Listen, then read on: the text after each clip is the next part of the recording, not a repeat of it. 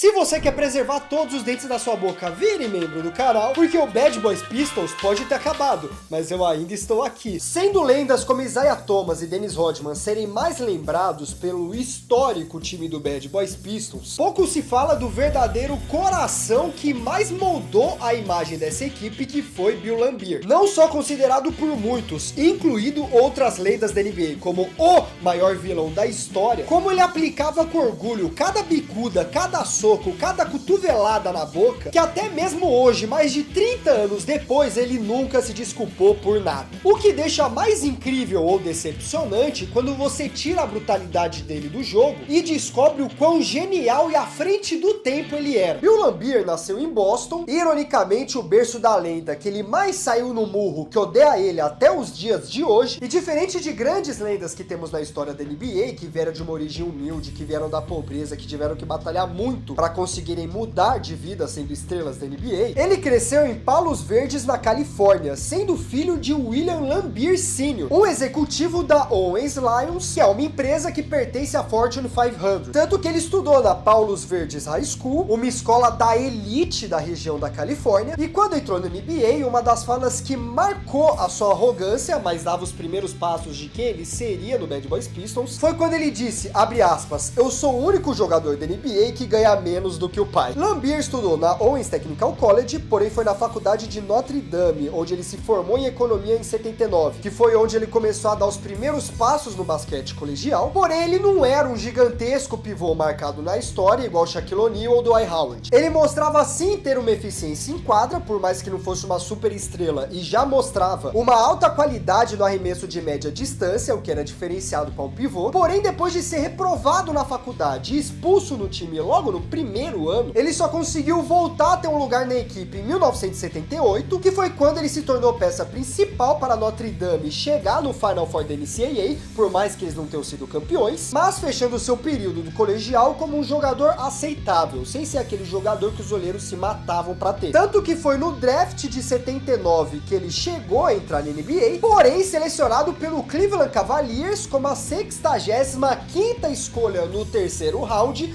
porque draft naquela época é uma putaria, eu posso trazer uma história do draft de antigamente, mas a NBA já chegou a draftar o Scooby-Doo, isso não é piada, antigamente tinha tipo 12 rounds, era uma doideira, porém no Cavaliers ele não foi absolutamente nada demais, quando era colocado em quadra ele tinha uma performance decente para aquilo que era colocado a ele, tanto que antes de pisar em quadra pelo Cavaliers, ele chegou a jogar na Itália pela equipe da Pintinox Brexia, eu espero que seja correto, eu não sei falar italiano, pardon, não sei se isso é italiano também. Porém, em fevereiro de 1982, o Cavaliers fez uma troca com o Detroit Pistons, mandando o Bill Laimbeer para a cidade do Eminem. E é a partir dessa troca que tudo começa a mudar. Em Detroit, ele se tornou parceiro de um grande jogador para montar sua dupla dinâmica, Isaiah Thomas. Lembrando que é assim que se pronuncia e não Isaiah Thomas, que é o baixinho maltratado por Boston. E mesmo sendo um pivô de 2,11 metros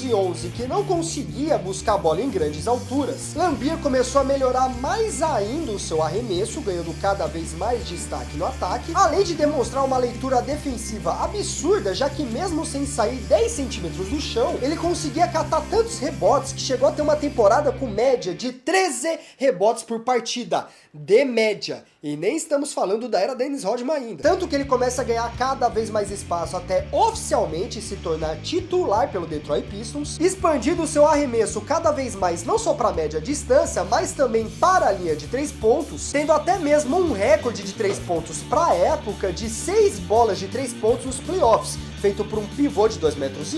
no início dos anos 90. Um aproveitamento num arco de pivô que hoje em dia é chamado de pivô atual, que antes de começar de fato a década de 90, onde a meia distância era o coração, ele já estava chutando. Porém, isso não era o que mais marcava a imagem de Laimbeer, já que com toda essa inteligência em quadra também via as faltas pesadas, entradas duras, provocações, trash talk, sem medo de fazer o trabalho sujo para trazer a vitória, rompendo limites que a maioria dos jogadores mal se atreviam em se aproximar, se tornando cada vez mais o dirty player da NBA, aquele cara sujo, aquele cara malvado, se tornando cada vez aquela imagem que pelo menos um jogador de cada time abertamente odiava ele, começando a combinar os moldes do do que seria o início do Bad Boys Pistols. Bad Boys Pistols era praticamente a filosofia do basquete agressivo. Sem medo da porrada, sem medo de ser odiado, sem medo de quebrar qualquer barreira imoral que seja dentro de quadra para conquistar a vitória, e Bill Laimbeer era o símbolo maior dessa brutalidade planejada, liderando a imagem que no momento já tinha ao seu lado Isaiah Thomas, Joe Dumas, Dennis Rodman e Rick Marron. Eles se tornaram um dos quintetos mais defensivos e mais odiados da história da NBA. Tanto que a estratégia era simples quando eles enfrentavam as maiores potências da época, como o Celtics, o Lakers ou o Bulls de Jordan. Mudar a chavinha do basquete para simplesmente liberar a porrada. A principal vítima foi Larry Bird em 1987. Na rodada das finais de conferência, a violência tinha chegado em níveis que esse quinteto nunca tinha pego antes. Em uma jogada estupidamente simples no jogo 3, Laimbeer derruba o Larry Bird com uma tentativa de mata-leão tão forte no chão, fazendo o Larry Bird meio que cair de costas em cima dele, quase com a coluna, que o Larry Bird nos 100 quilos em cima dele, pessoal do MMA que me acompanha no outro canal tá ligado que posição que é essa, dá um soco de cima pra baixo com o Laimbeer caído no chão lá mesmo. Tanto que o Larry Bird sai tanto do controle que mesmo separado, ele ainda tenta arremessar a bola no Laimbeer, que o Dennis Rodman vem pra cima dele pra bater. Uma sequência tão absurda que gerou uma multa para os dois, mas que não parou nesse dia, já que no jogo 5, o Robert Parrish, que tava tão cansado já do Bad Boys Pistols, principalmente do Laimbeer, meteu 2 socos de mão seca na cara do Laimbeer que nocauteou ele. Por algum motivo, nenhuma falta foi marcada nesse momento, mas a imagem do Laimbeer era tão dura e tão mavado que ele simplesmente levantou e continuou jogando, como se ele não tivesse levado uma combinação de jab direto na cara. Eles não foram campeões em 87, mas obviamente isso não seria motivo para eles botarem o pé no freio, tanto que justamente no ano seguinte, 88, ele sofreu a consequência desse estilo de jogo, já que jogando justamente contra o Lakers, a famosa Phantom Foul aconteceu, onde supostamente o Bill Laimbeer teria feito uma falta no Kareem, porém se você pegar o replay comparado ao que o Bill Laimbeer tá acostumado a fazer,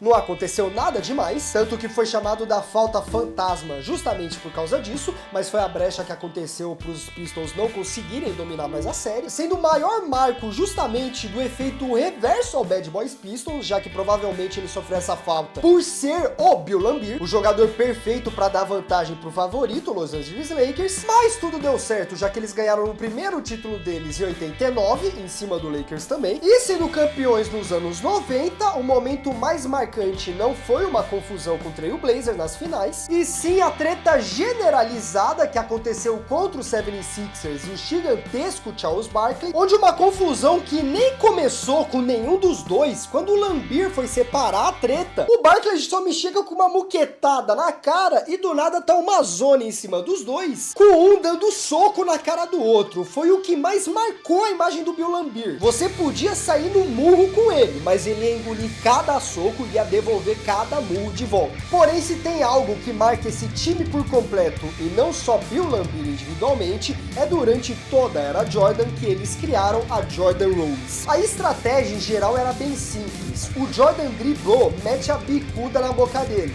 Se você procurar os lances do Bad Boys Pistols na época, tem realmente uns pés na cara muito absurdos. Porém, o papel do Bill Laimbeer era o mais simples, entre aspas. Se Jordan entrasse no garrafão, ele não aterrissaria. Enquanto o papel de jogadores como Thomas, por exemplo, era sentar a porrada dele na marcação 1 a 1 enquanto ele driblava na bola, o papel de Laimbeer é, a partir do momento que Jordan saísse do chão, garantir que ele voltasse com uns 3 ossos a menos, assim, mais ou menos. Até à toa, o Bill Laimbeer ficou marcado até hoje para alguns como o maior vilão da NBA. Você pode deixar uma marca psicológica pesada durante anos no Madison Square Garden, mas poucos vão sair com o olho roxo e um dente a menos, levando um soco na cara. Porém, era essa rispidez, junto com a inteligência e importância em quadra que ele trazia no time, na produção ofensiva e defensiva, que ele se tornou a alma do Bad Boys Pistons, mesmo com nomes mais hall da fama, vamos dizer assim. Ele era o ícone número 1 daquele quinteto que fazia justamente o nome ter o seu respeito, tanto que não à toa ele foi nomeado para 4 All-Stars, 3 seguidos de 83, 84, 85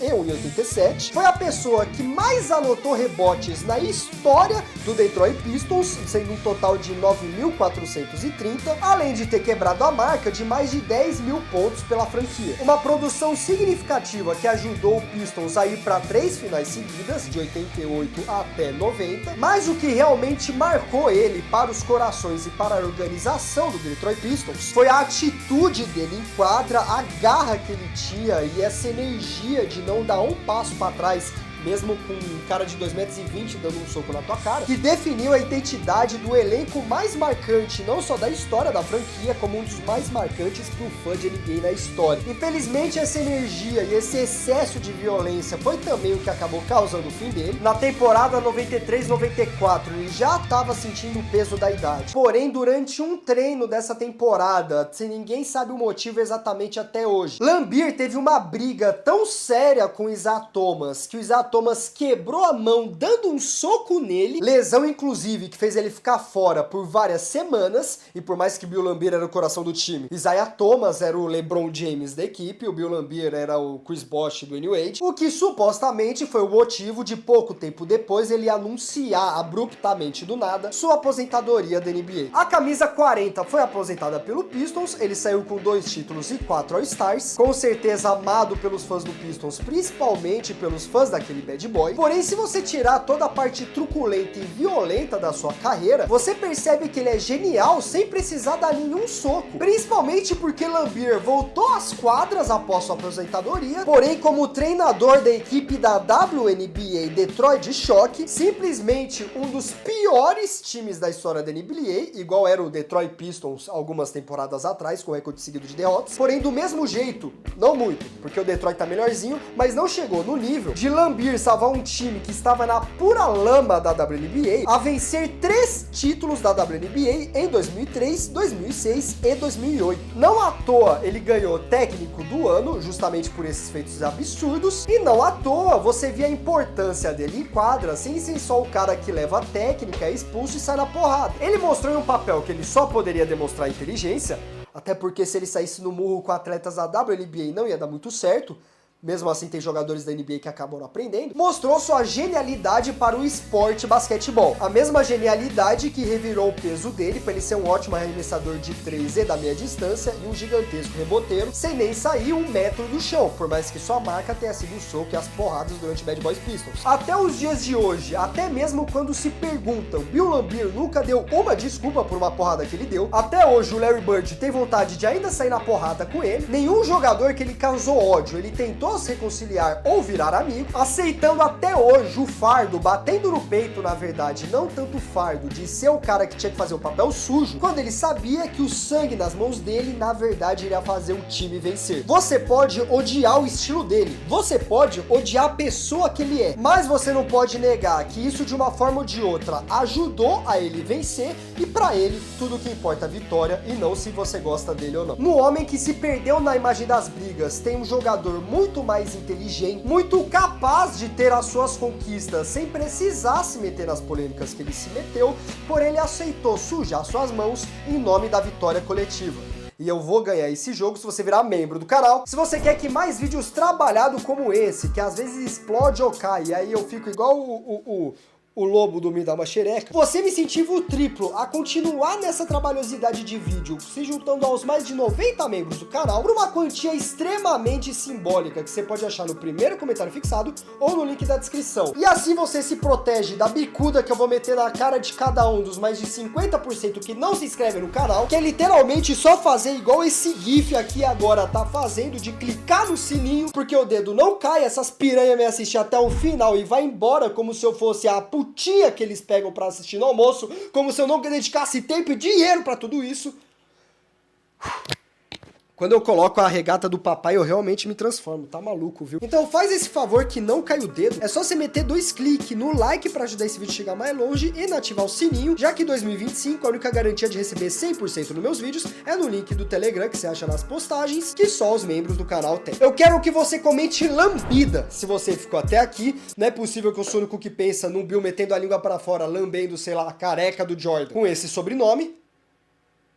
Sou único? Tá bom, vamos continuar. E me comenta aqui outra história que você queira que eu comente. Você quer que eu comente do Dennis Rodman no futuro? Quer que eu comente do Detroit Pistons? Quer que eu comente do Isaiah Thomas? Do Joe Dumas, que também é um cara genial, pouca gente sabe, mas ele é um cara genial. De outra equipe lendária da porrada, que é mais violenta e pouco rapada que o Bad Boys Pistons? Comenta aqui nos comentários. Mas se você não quer nada disso, mas quer sua sobremesa agora expandindo o seu conhecimento, esse vídeo aqui em cima é o último vídeo doc no mesmo estilo desse daqui. Se for o vídeo do Linsanity, pode ter certeza que você é obrigado a saber dessa história, porque foi um dos maiores surtos coletivos que até a Nike rodou nessa história. Mas se você quer ver eu resenhando, palpitando, sem necessariamente trazer uma história absurda, esse é o último vídeo do canal que eu sou mais direto, uma conversa mais tete a tete com vocês. Muito obrigado que você ficou até aqui, não dê soco na nuca do coleguinha, beba água e tchau!